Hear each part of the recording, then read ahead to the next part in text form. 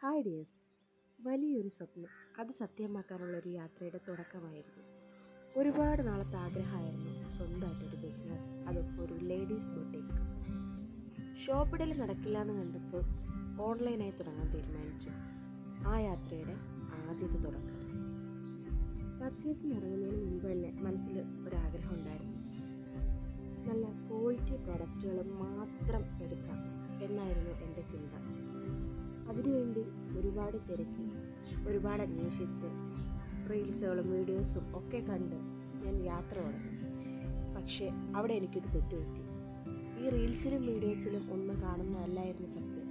പർച്ചേസിന് ഇറങ്ങിയപ്പോഴാണ് അത് മനസ്സിലായത്.